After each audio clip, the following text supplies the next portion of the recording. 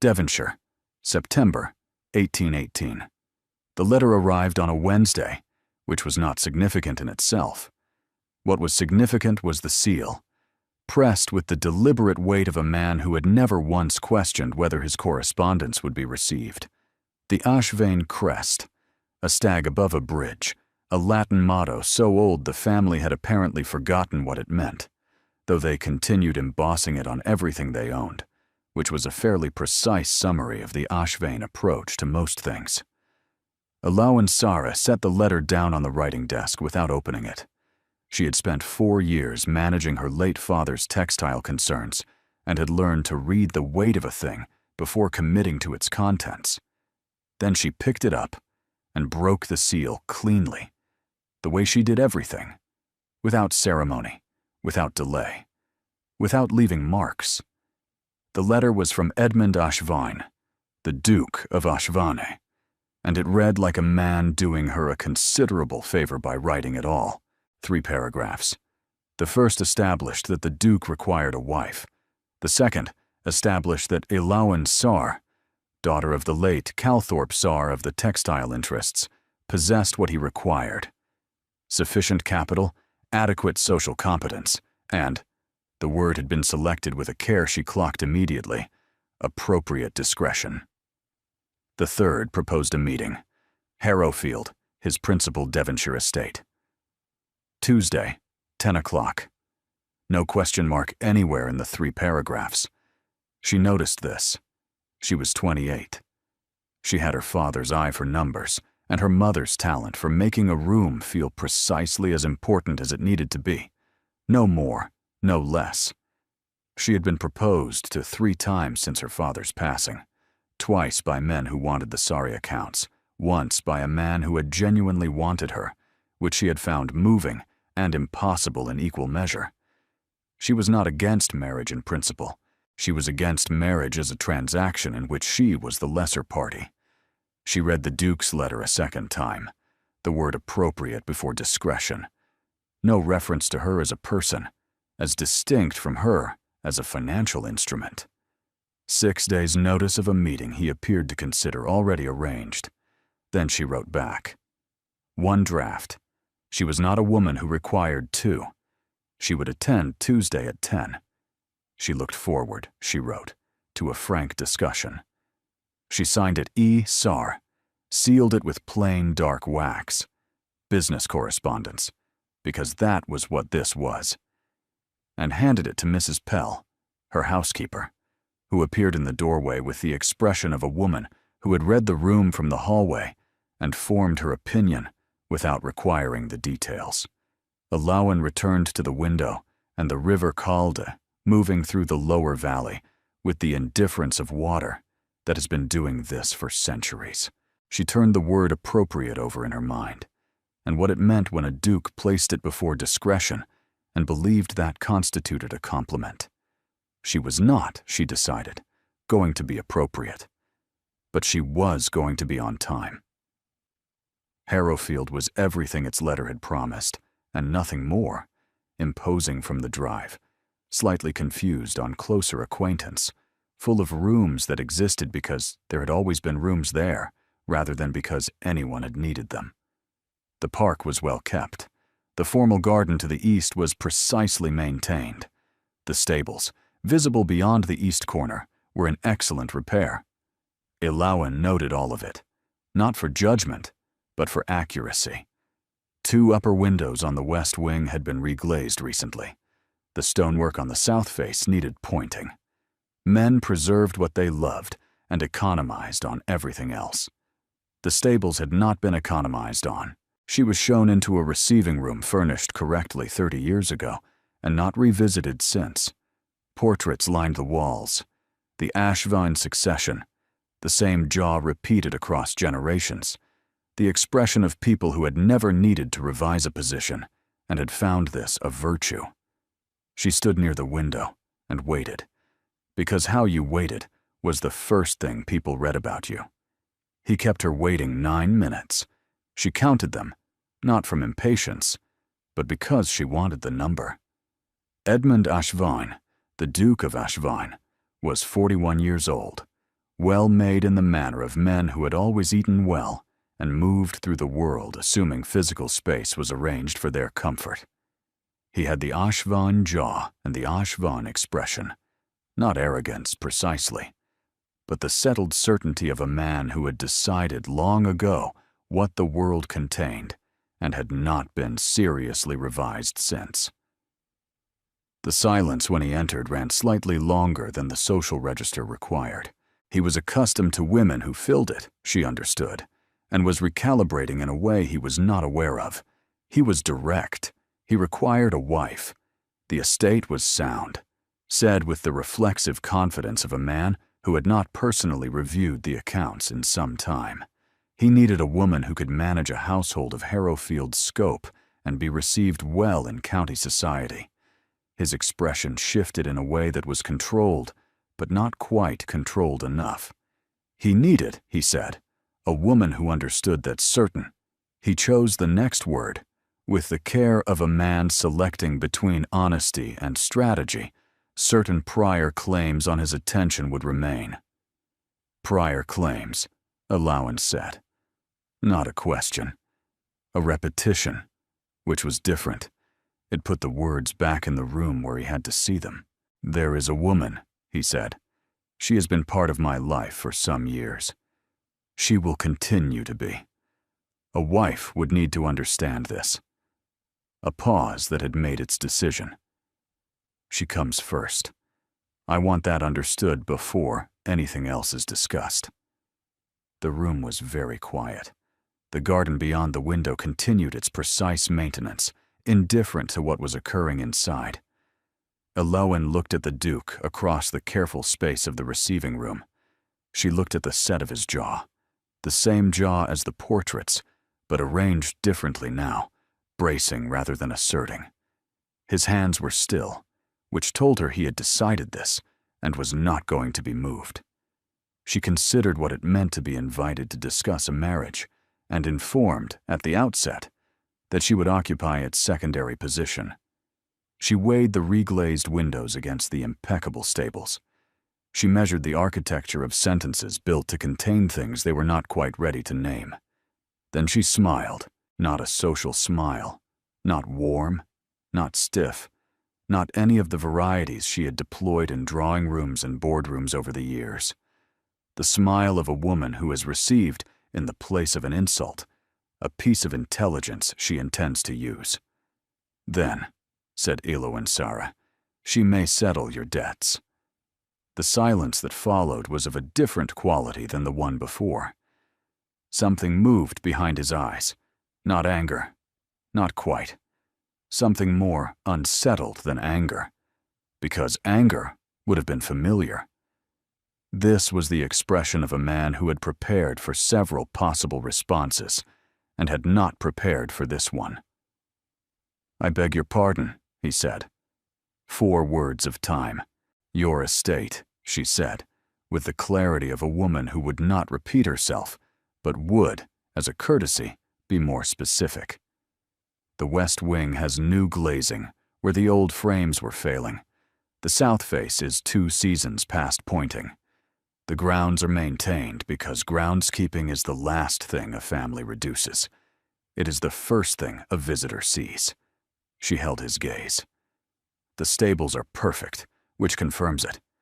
If the woman who comes first is able to settle the obligations that require settling, I congratulate you both. If she is not, then the conversation you require is not about prior claims.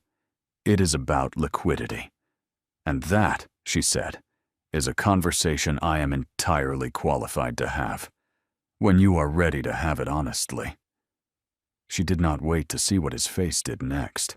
She walked to the door with the composed efficiency of a woman who had concluded her business and was in the carriage and back through the Harrowfield gates before the steward had finished wondering what had occurred. Her companion, Miss Orla Teft, 11 years her closest friend, whatever the formal arrangement was called, said nothing until they were well clear of the Harrowfield drive. He told you a woman comes before you, Orla said, and you told him she could pay his bills. If she comes first, she may come first in all respects. It was accurate. Orla let the road pass. "What will you do?" she said eventually, which was what she always said, which was the right question. Alowan looked at the countryside and considered the Ashvine estate with its two faces. The one it showed from the drive, all authority and permanence, and the one she had read in 9 minutes of waiting, the face of a house borrowing against its own grandeur and running short of collateral. A man who had not once asked her a single question about herself. "The Ashvane estate has a mill," she said, "on the River Holne, 3 miles north of Harrowfield, converted for wool processing 15 years ago, running below capacity since the trade routes shifted after the conflict with France. The machinery is sound, but the contracts are not. My father's firm had dealings with the Ashvine mill agent 4 years ago." She paused. "It could be profitable. It simply requires someone who understands the current market." Orla looked at her. "You have been thinking about the Ashvane mill. I have been thinking about the Devonshire wool market. The mill is adjacent to that consideration. The mill is on Ashvane land. It is on Ashvine land, which borders the Holne Valley, which borders the Creswick parcels currently in receivership. The Creswick parcels include water rights on the eastern tributary that would considerably improve the mill's intake capacity." She looked at the road ahead. "I have been in correspondence with the receiver's office since June." Orla was quiet for a moment that had the quality of a silence doing a great deal of internal work. "You are going to buy land that borders the Ashvane estate." "I'm going to acquire a sound commercial asset in the Holne Valley." "It is purely a commercial decision." Orla looked at her with 11 years of close attention and was in no doubt about which category this fell into. She returned to her novel and did not read it. The Creswick parcels were acquired by the end of October, faster than most Devonshire property transactions, because Alowan had the Sare solicitors, the Sare accounts, and the particular velocity of a woman who has decided something and finds delay an insult to the decision. The purchase included 14 acres, water rights on the eastern Holne tributary, and a disused fulling mill building with its original wheel housing intact. Sound by any measure. Adjacent, as Orla had noted. The Duke learned of his new neighbor through county channels. He received the news with an expression that gave nothing away, and looked at the north window toward the Holne Valley. "The mill agent. When does his contract term end?" "January," his steward told him. "Have the books reviewed before December." The estate review continued. He returned his gaze to the north window twice more before it was done. Alowan arrived at the parcel in the 2nd week of November with her estate manager, a surveyor, and Mrs. Pell, who had declared without being asked that she intended to see it herself. She spent the first 2 days walking every acre methodically. The drainage was poor along the northern edge. The fulling mill building was structurally sound, the wheel housing nearly 200 years old, and in better condition than anything built in the last 30 had any right to be. On the 3rd morning, she rode out to look at the water rights. The eastern tributary ran clear and cold along the northern boundary, 8 feet across at this point, more come March. Beyond it, Ashvine mill land, the mill itself visible in the distance, the wheel not turning. Which confirmed what the market figures had already told her. She heard the horse before she saw it. It came from the Ashvane side, at a pace that said it had come deliberately. Edmund Ashvine pulled up on the opposite bank and looked at her across the water with an expression she recognized from the receiving room, except that something in it had moved, was still moving. "Miss Sare," he said. "Your Grace." She did not step back from the bank. He looked at the tributary, then at the old fulling mill behind her, then back.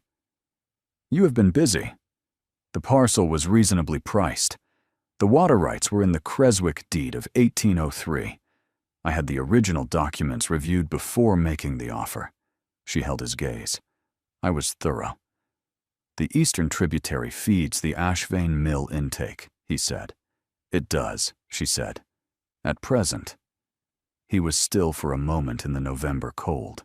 Then, I received your message, Miss Sari, in September. He stopped, looked at the water, looked back at her, that expression still moving, still not arrived. I did not answer it well. She said nothing. Silence, correctly deployed, was the most efficient response to an incomplete sentence. He did not finish it. He turned the horse and went back toward the Ashvane Mill without another word. She stood at the bank after he had gone and turned the phrase over. I did not answer it well.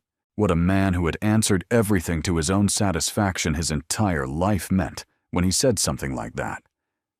She noticed the expression that had not yet arrived, and the sentence he had not completed, and the January date she already knew by heart. Then she turned and walked back to the SAR parcel and did not think about any of it for the rest of the day, with considerably less success than she would have preferred. The county of Devonshire had been watching.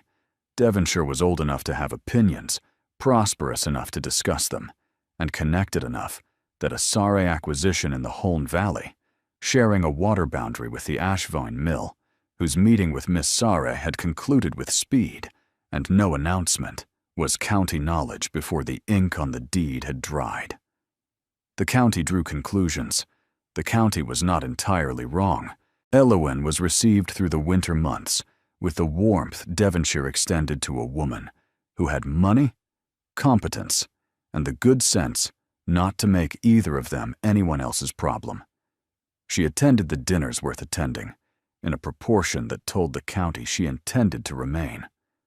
She was introduced to Mrs. Halvard Pine, a widow of 55, sharper intelligence than her social manner suggested, 12 years managing her late husband's affairs, who recognized in Elowin within 10 minutes someone doing the same.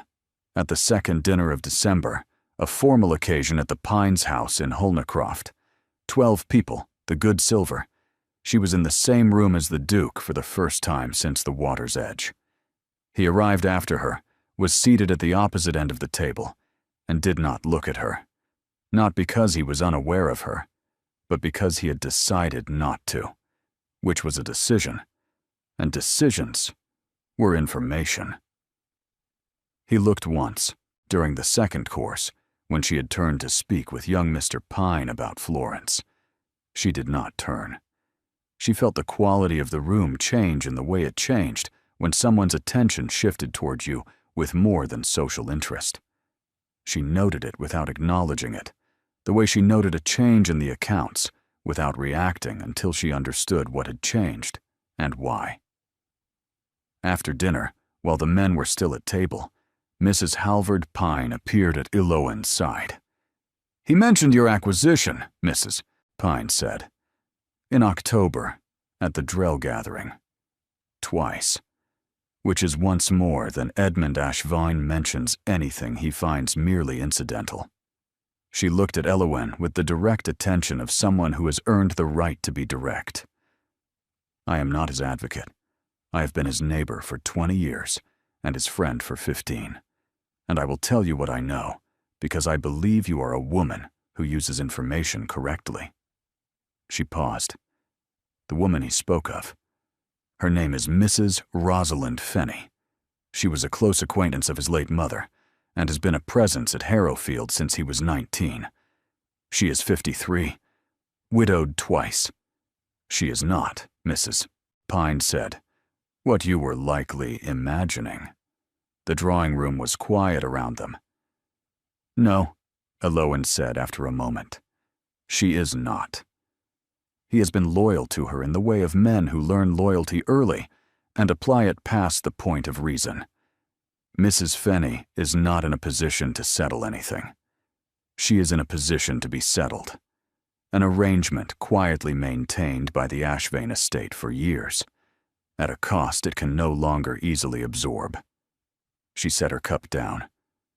"I'm telling you this because the conversation you had in September was the first conversation anyone has had with him in 4 years. that named the actual problem instead of accommodating it.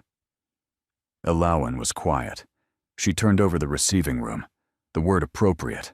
A man who had walked in with a policy he had held so long he had stopped examining its foundations. She had thought it was arrogance. It was something older than arrogance, considerably harder to revise. She turned over the expression at the water's edge, still moving, not yet arrived. The sentence he had not completed. The men came through from the dining room. Across the drawing room, the Duke met her eyes for exactly 1 beat longer than the occasion required. Then he looked away. Not because he was done, she understood. Because he wasn't yet ready to begin. She turned back to Mrs. Pine. "Thank you," she said. It was the most she intended to say about it.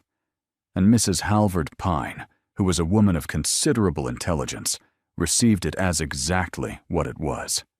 January arrived with the blunt cold of a season that has run out of patience for anything decorative. The mill agent's contract expired on the 14th. Alawan knew the date because she had noted it in October and had not forgotten it, the way she did not forget any date sitting at the intersection of practical consequence and something she was not yet ready to name. On the 15th, she received a letter, 1 paragraph, not 3. "The mill agent's contract has lapsed. I intend to review the supply arrangements before appointing a successor. The Eastern Tributary access is a matter I would prefer to discuss directly rather than through agents.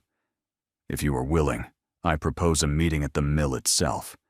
Your convenience, your time." Signed E. Ashvine, not the signature of formal correspondence, the signature of a man who had written it himself. She noted that he had offered her the choice of time, and that he had considered how it would look to the county, and provided her cover without her having to ask. She wrote back in 1 draft. The following Thursday at 11, neither urgent nor delayed, which was where she chose to be. Thursday was cold and clear in the Devonshire January way. Frost gone by 10, the air sharper than it looked. She arrived at the mill with Goss, solid and unemotional. A man who understood his function was to be useful rather than impressive. She had brought him because the meeting needed to be correctly categorized, and because she had stopped arranging herself for anyone's benefit. The Duke was already there. On foot. In a coat that was good quality, and worn with the indifference of a man who had not thought about it this morning. He had brought no one, which told her something about how he had categorized the meeting that was different from how she had. He looked at Goss, recalibrated, and said, "Miss Sare, Your Grace, this is Goss, my estate manager. He knows the water rights documentation better than I do, which makes him useful." Something moved in the Duke's expression that was not quite a smile, but occupied the space where one might eventually be. "Then he is welcome," he said, and opened the mill door. The mill was cold with the particular cold of stone that has not been heated in days, smelling of wool dust and damp and river-fed machinery. A good building, proportions right, ceiling high enough, the floor worn smooth by decades of work in the pattern that showed you exactly how that work had moved through the space. Alawan walked the length of it with the same attention she had brought to the land in November. He walked beside her. He did not speak first. At Harrowfield in September, he had spoken immediately, with the forward momentum of a man who assumed the direction of a conversation was his to set. Today he was walking at her pace, letting the building speak before he did. "The machinery has been maintained correctly," she said. "The machinery has not been the problem," he said. "The trade route disruption after the French conflict took 3 years longer to correct than my father's agent predicted. By the time it corrected, our competitors had renegotiated their supply arrangements, and we were working from a disadvantage we have not recovered." She had known this in outline. Hearing him say it directly was different. The difference between reading a balance sheet and watching a man read it aloud. The numbers were the same, but the reading revealed whether the man understood what he was looking at. He understood. "I am willing to discuss a channel modification agreement," she said. "One that formalizes my water rights, provides the mill with improved intake capacity, and establishes a framework for coordinated management of the shared waterway." Goss, with the trained discretion of a good estate manager, was studying a section of machinery at the far end of the building with enormous interest. "You would benefit from this as well," the Duke said, "which is the only kind of arrangement I enter." He looked at her in the way she had seen him look at things, when he was actually paying attention rather than assessing. Slower, more open, without the managed distance of the receiving room. "My father's solicitors have managed the Ashvane affairs for 30 years and have not once suggested a solution to the intake problem. They manage what they are given.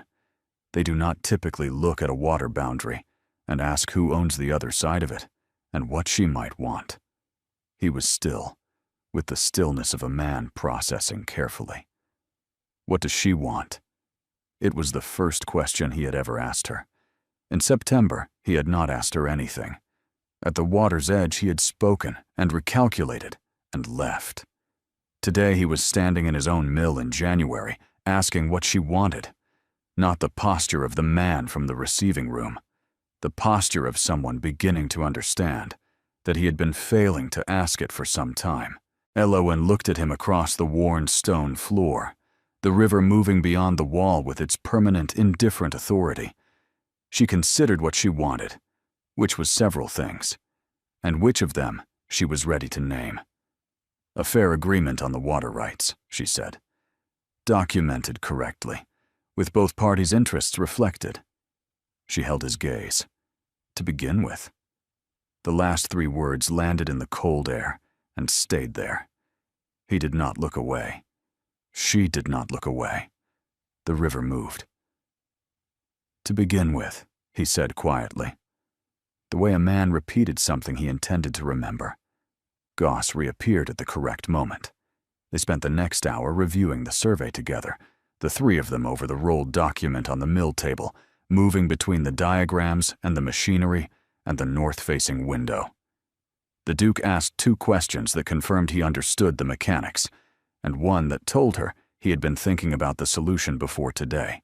At the end of the hour, when Goss had gone to bring the carriage round, the Duke stood at the mill door, looking at the January landscape, the Holne Valley running silver and bare, the tributary just visible through the willows, and said, without looking at her, "I owe you a more complete answer than the one I gave you in September." She waited. She had become good at waiting in his company. "Not today," he said. He turned to look at her, the expression further along than it had been at the water's edge. "But I owe you one. I want you to know that I know it." She considered the answer he had not given, and whether she was ready for it when he did. She was not. She would be. The difference between the two was smaller than it had been in November. "Thursday was useful," she said. "We should continue the survey next week, if the weather holds."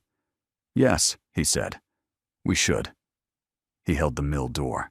She walked out into the January cold, and the river moved in the willows, and the sky was the clear pale blue of a morning that has decided to be honest about what it is.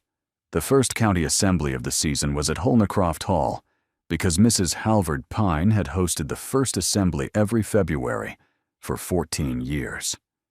51 people. Elowen attended with Orla, who had spent the carriage journey asking questions about the mill meeting that Elowen had answered with a selectivity Orla found instructive. She arrived in her better dark blue, serious without trying, because she was not trying. She lived here now. The Duke was across the room when she arrived, in conversation near the south windows. He was not looking at her. She was not looking at him.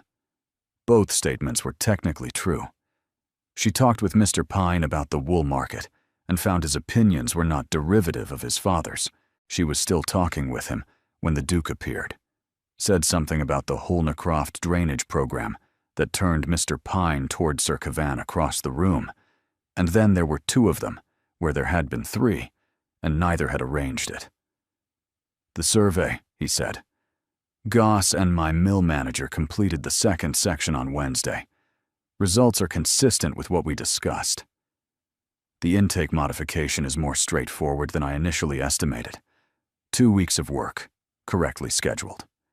3, he said, if we do it correctly and do not cut the cofferdam short." He said it as a man offers a position he is prepared to defend, not the Duke of Ashvane from the receiving room, who would have decided and announced. 3, she said, if the weather turns in February, which in Devonshire is not a small if. Agreed. He looked at her with the expression she had been cataloging since November and had not yet finished cataloging. "I have been in correspondence with a Bristol wool merchant, a man named Tolchard. Your father worked with him." She was still for a moment. Tolchard and Sons was a firm she knew precisely. Her father had held a long arrangement with them, renegotiated twice to the Sare firm's advantage. "How did you come to be in correspondence with them?" "I wrote to them in December, after reviewing the Sare firm's historical contracts with the Ashvane mill agent, the ones your father negotiated directly 8 years ago. He achieved terms the mill agent had said were not available. They were available. He simply knew how to ask for them." A pause. "I wanted to understand how." She looked at him. Her father had written those contracts late in the evenings and had let her sit across from him while he worked, because he had decided when she was 12 that her presence there was a necessity rather than a kindness. Here was a man who had gone looking for a contract her father wrote 8 years ago because he wanted to understand how.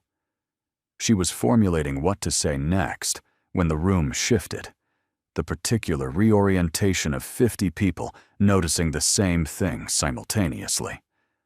Lord Carwick had arrived. A Viscount of 58, his family in Devonshire since before anyone living could remember. The unexamined confidence of a man whose positions had never been seriously challenged, and who therefore did not know what challenge looked like. He arrived at Alohan's left side with the timing of a man who had chosen his moment. 6 people within easy hearing. "Miss Sare, I am told you have taken on the Creswick land." "I have acquired the parcel, yes. Ambitious," he said. In another mouth, neutral. In his, with his timing and his witnesses, it meant merchant's money, old county, overreached. He continued with something about established order and the character of the county. She held his gaze with the composure of a woman who had heard this variety of condescension in many rooms and understood precisely how it worked. She was deciding on her next sentence when she heard the Duke's voice. "The Sare acquisition," he said, from her right, in the voice beneath all his other voices, the one with 200 years of Devonshire in it, "includes water rights that will allow a channel modification the Ashvane mill has required for a decade. The investment is entirely proportionate. The Holne Valley benefits from landowners who understand what they have acquired. I believe we are agreed on that." He held the look at Lord Carwick for 1 moment longer than necessary. Lord Carwick's smile recalibrated rapidly. "Of course," he said. "Quite right." He moved on. Alohan stood beside the Duke in the aftermath. He was talking about the road bill, nothing in his manner suggesting he had just done something significant. But he knew he had. She could see it in his stillness. A man who has acted deliberately and is waiting, without appearing to see what comes of it. She turned to him. "You named the mill. The mill is relevant. You could have said nothing. Lord Carwick was performing, not arguing. I am aware of what he was doing. I am also aware of what I didn't do in September, which I am not going to repeat." The room continued around them. A footman moved through with a tray. The ordinary machinery of a February evening, indifferent to the fact that something had just shifted, irrevocably, between 2 people standing near the south wall. "You mentioned a more complete answer," she said. "The one you owe me." He looked at her, the expression further along than it had been at the mill, the distance no longer being managed. "Come to Harrowfield on Friday, not the receiving room, the study. There is a conversation we should have where the furniture was not arranged for it." She considered the receiving room, with its arranged chairs and 3 paragraphs. A study, a room where a person actually worked, where the books on the shelves would tell her something true. "Friday," she said. "Friday," he said. He returned to the road bill. She returned to Orla, who had been watching from across the room and had formed a comprehensive opinion she was going to exercise considerable restraint about for now. The evening drew toward its close with the unhurried satisfaction of a county that had noticed something and was deciding what to make of it. Friday came with the kind of Devonshire morning that felt like a decision, sharp and dry and full of light, that had no interest in being ambiguous. Elowen rode to Harrowfield alone, without Goss, without Orla. This was not a meeting about the mill. She was shown not to the receiving room, but to a room at the back of the house facing the Holme Valley. A working room, a large oak desk, covered in the organized disorder of a man who worked here every day.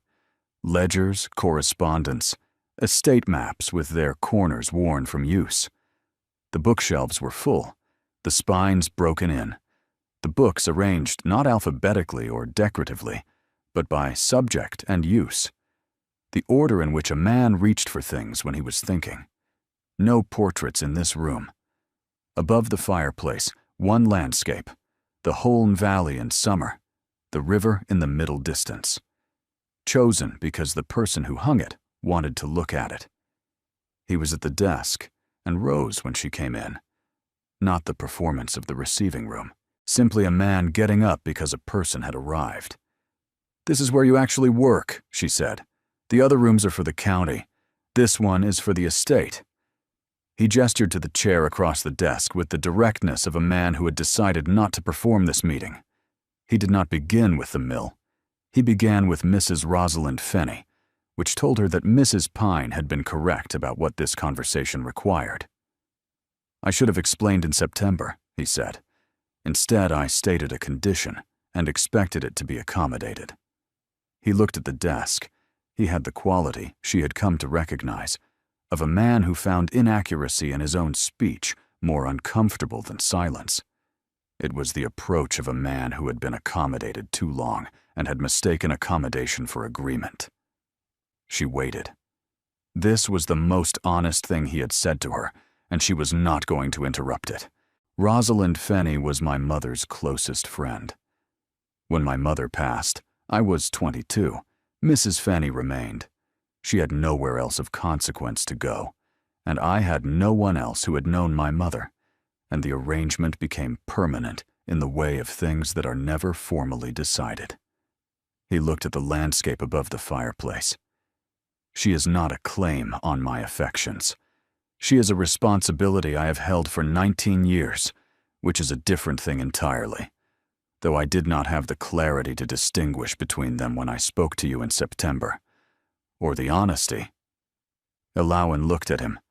The study, the maps, the worn, spined books, the landscape chosen because he wanted to look at it. A man of 22 who had lost his mother and held on to the last person who had known her for 19 years, without once asking what it was costing or whether there was another way to carry it. A grief dressed as loyalty. Not so different in its architecture from what Mrs. Pine had described. She understood what it meant to name it, finally, in this room, to a woman he had dismissed in September and had been revising ever since. "You have been working on this since November," she said. "Since the water's edge," he said. "Since you said to begin with and meant it, and I understood what you meant." He met her eyes steadily across the desk with its months of quiet work between them. "Miss Sar, Elowen, will you?" She held up one hand, not to stop him, to slow him. "Not yet," she said.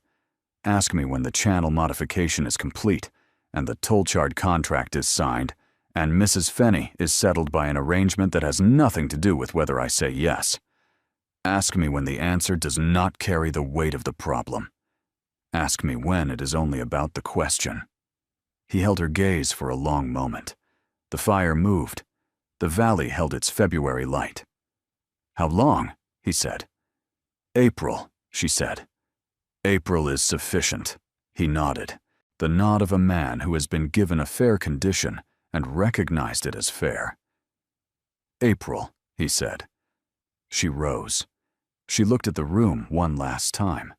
The desk, the maps, the broken spines, the landscape he had chosen because he wanted to look at it, and understood what it meant to be shown the room where a person actually lived rather than the room where they received the world.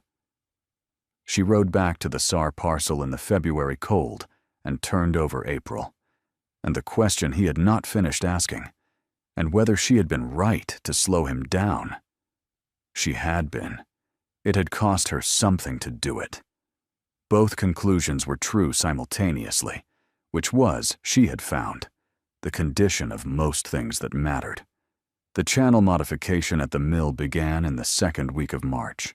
The Duke had engaged his mill manager and 2 workers who knew the Holmes' behavior in the spring melt. Ilawan had engaged the surveyor and Goss. They worked from both sides of the tributary simultaneously, the efficient approach and the approach of 2 people who had decided something without having said it and were conducting themselves accordingly. She was at the channel site on the 3rd morning when he arrived on foot from the Ashvine side, in the practical coat she had catalogued since January.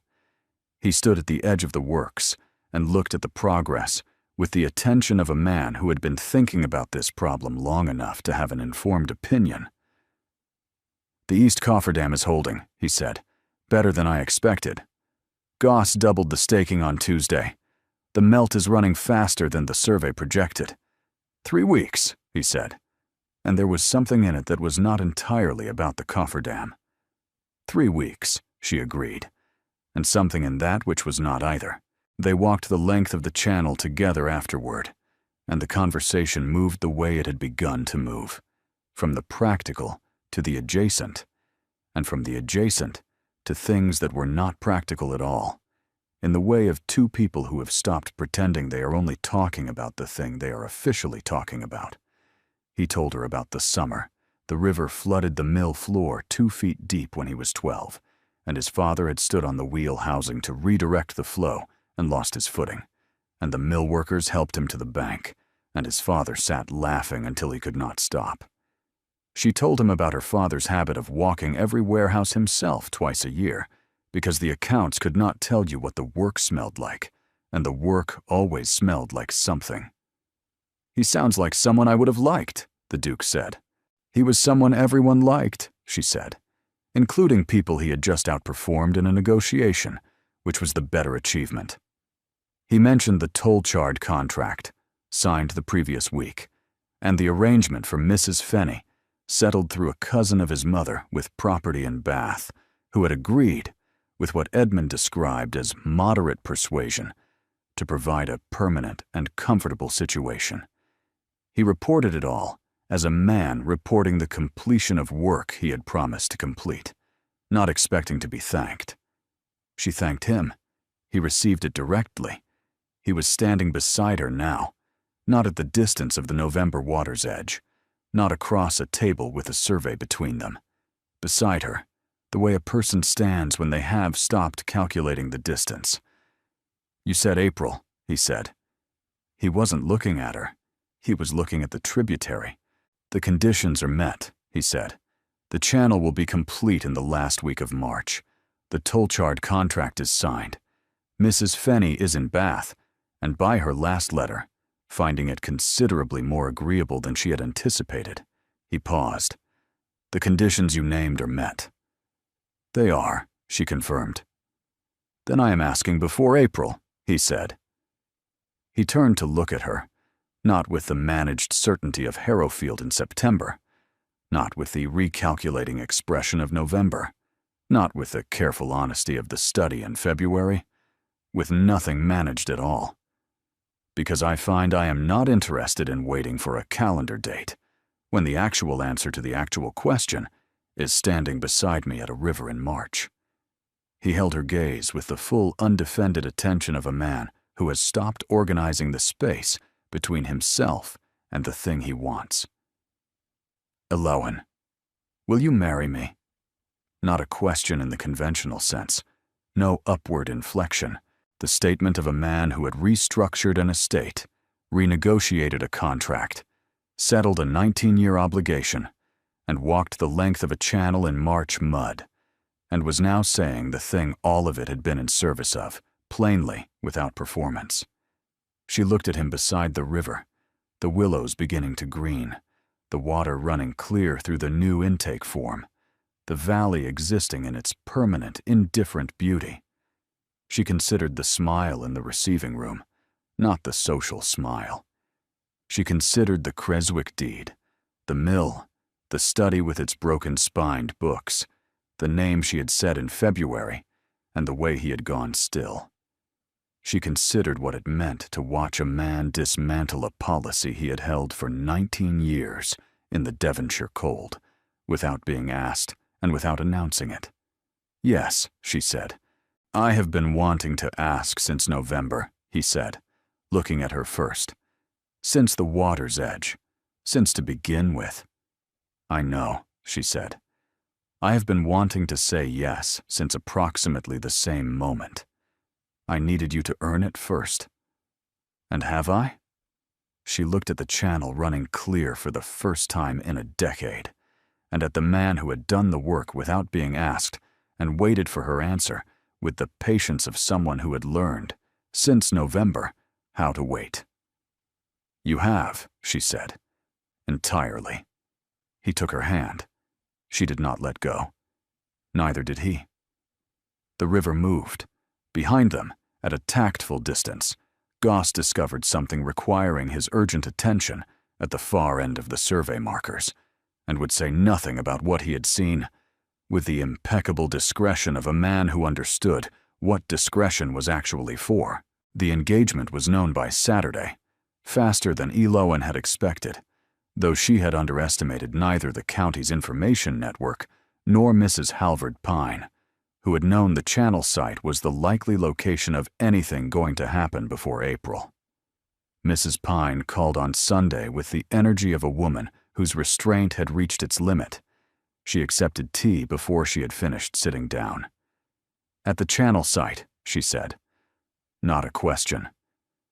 We were reviewing the intake modification. Of course you were. He called on me yesterday. The quality of a man who has set something down that he has been carrying a long time and found his hands lighter. I have not seen that in him since before his mother left us. Elowen looked at the parlor window, the March garden beyond it, the willows along the tributary in the middle distance. He told me about his mother, she said. In the study. About Mrs. Fenny, and how the arrangement began. He told you, Mrs., Pine said, with the emphasis of a woman identifying something significant, precisely because of how unusual it is. Edmund Ashvane has not told anyone about that arrangement in 19 years, not to a single person who might have helped him think about it differently, until you walked out of his receiving room and said she may settle your debts. That was not kind, Elowen said. In the moment.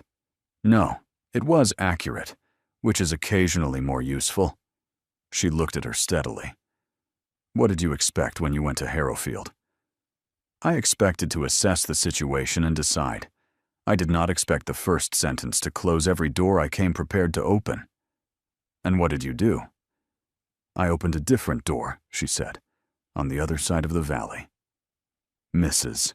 Pine smiled, the real one, belonging to a woman of 55 who had navigated 20 years of Devonshire alone and found the navigation occasionally, genuinely, worth it. You are going to be an extraordinary duchess. I intend to be.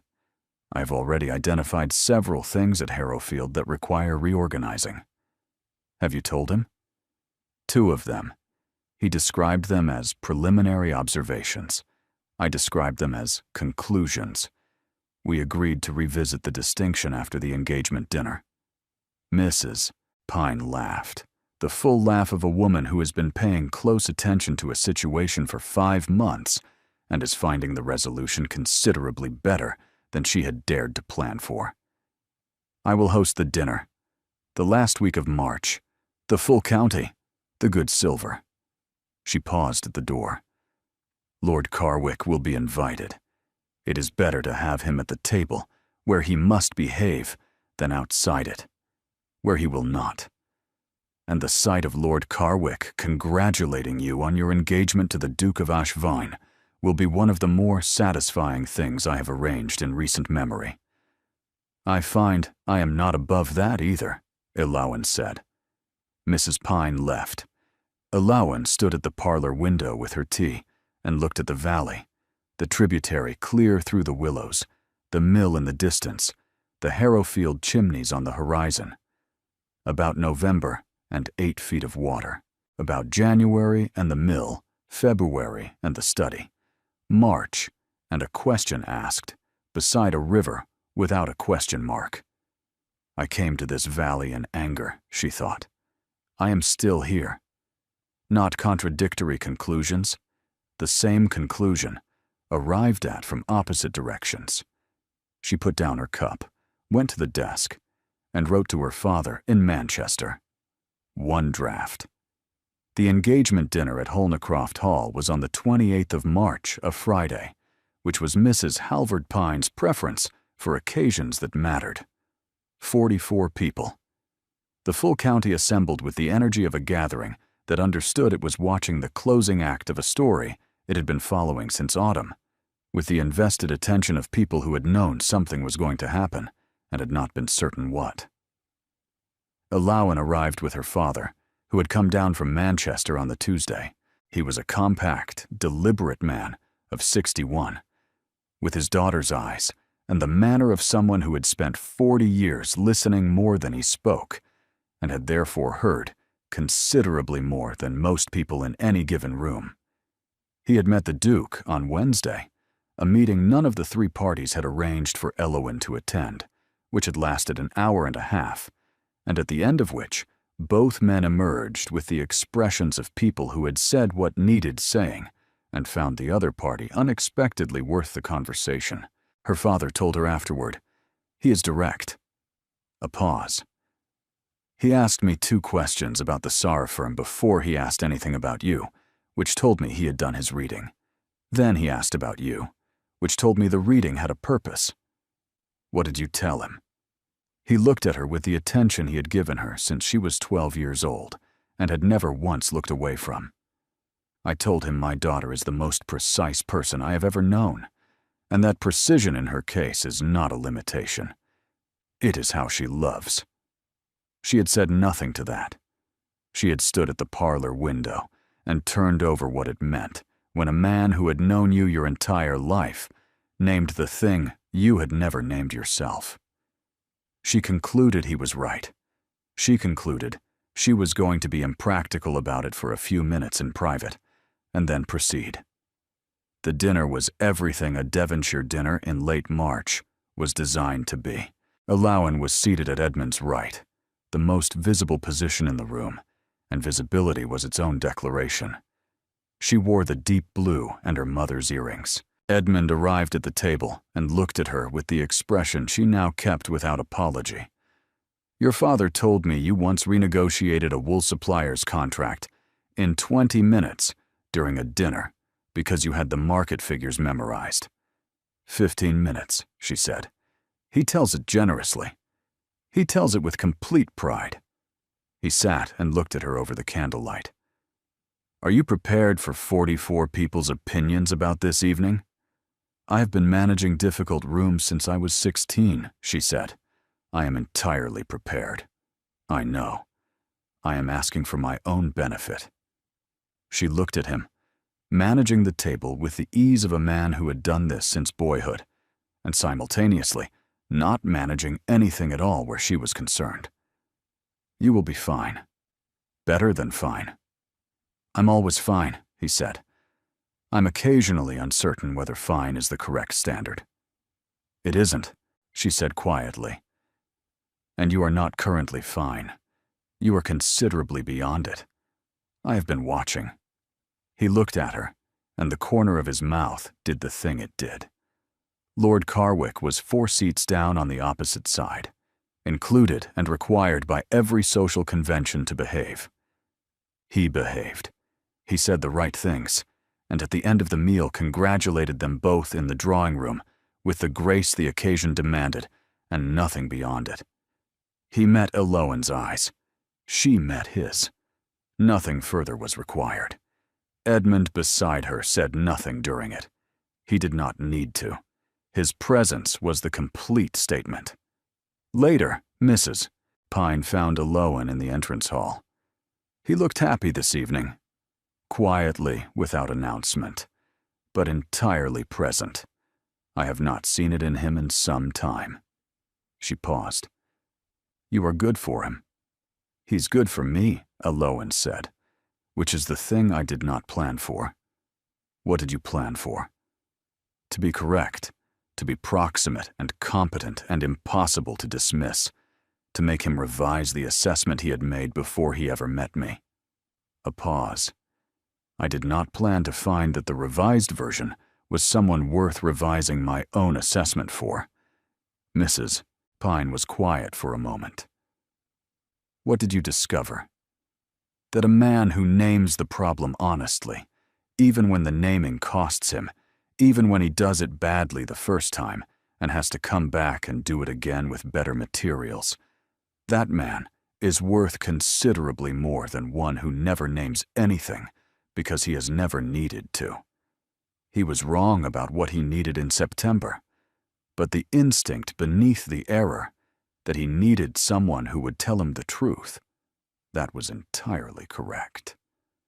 Mrs. Pine took her hand for a moment, briefly, the gesture of a woman who has lived long enough to know that the best moments deserve to be witnessed.